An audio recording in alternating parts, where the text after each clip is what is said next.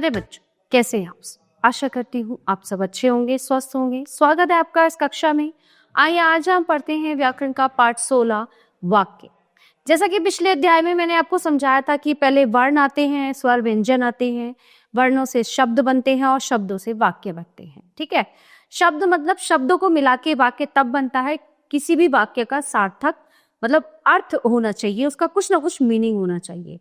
ठीक है, आइए पढ़ते हैं वाक्य के बारे में। जब शब्दों का प्रयोग वाक्य में किया जाता है तब वे पद कहलाते हैं। जिस शब्द समूह का अर्थ ठीक तरह से समझ में आ जाए उसे वाक्य कहते हैं।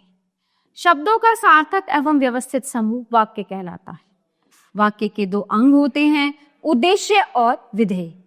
इन वाक्यों को ध्यानपूर्वक पढ़िए। सुधीर ने झुंझलाकर कहा, नुपुर दौड़कर टोकरी उठा लाई। दोनों चिड़िया वहां फिर न दिखाई दी। सुधीर भीगी बिल्ली बना खड़ा रहा। तो इन वाक्यों में रंगीन छपे शब्द कर्ता और कर्ता के विशेषण हैं तथा अन्य शब्द कर्म क्रिया आदि हैं। उद्देश्य, वाक्य में जिसके विषय में कुछ कहा जाता है वो उद्देश्य कहलाता है, अर्थात कर्ता ही उद्देश्य होता है। कर्ता के विशेषण भी उद्देश्य के अंतर्गत आते हैं। ठीक है, देखिए विधेय, उद्देश्य कर्ता अर्थात कर्ता के विषय में जो कुछ कहा जाता है वो विधेय कहलाता है। कर्म के विशेषण, क्रिया तथा क्रिया विशेषण आदि इसके अंतर्गत आते हैं। जैसे राजप्पा मन ही मन पुढ़ रहा था। छोटू के पापा ने अपना संदेह प्रकट किया। सरपंच के लड़के ने एल्बम को 25 रुपए में खरीदना चाहा। गांधी जी को बच्चों से बहुत प्रेम था। वाक्य के भेद है रचना के आधार पर और अर्थ के आधार पर। तो रचना के आधार पर वाक्य के 3 भेद हैं, सरल वाक्य, संयुक्त वाक्य और मिश्र वाक्य। जिस वाक्य में एक उद्देश्य और एक विधेय होता है उसे सरल वाक्य कहते हैं। जैसे दिव्या अपना गृह कार्य कर रही है, सभी छात्र मैदान में इकट्ठे हो गए। अब बात करते हैं संयुक्त वाक्य की।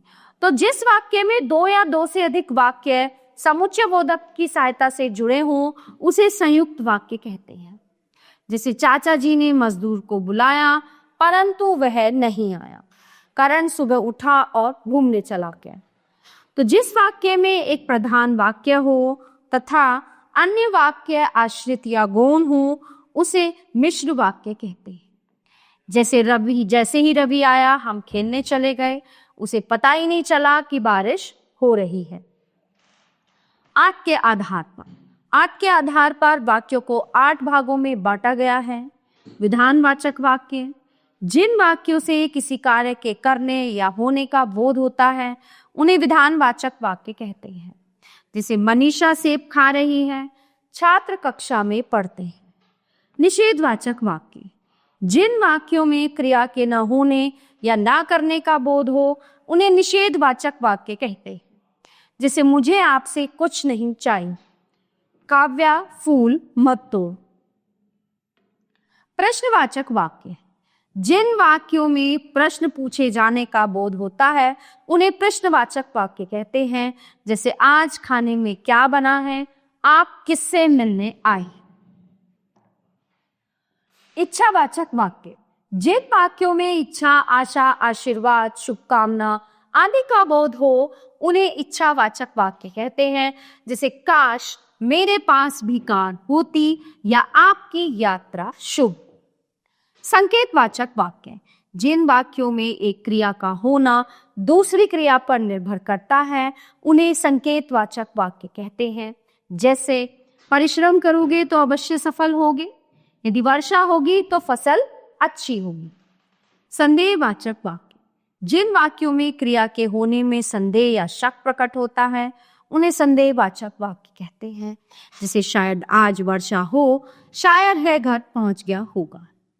आज्ञावाचक वाक्य, जिन वाक्यों में आज्ञा, आदेश, अनुमति आदि का बोध हो उन्हें आज्ञावाचक वाक्य कहते हैं।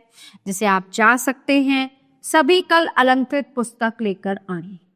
विस्मयवाचक वाक्य, जिन वाक्यों में हर्ष, भय, घृणा, शोक आदि भाव प्रकट होते हैं उन्हें विस्मयवाचक वाक्य कहते हैं। जैसे वाह कितना सुंदर दृश्य है, अरे तुम कब आए। तो ये सब थे वाक्य के भेद। प्यारे बच्चों, ये पाठ यहीं पे समाप्त होता है। आशा करती हूँ आपको अच्छे से समझ आया होगा। मिलते हैं अगली कक्षा में। धन्यवाद।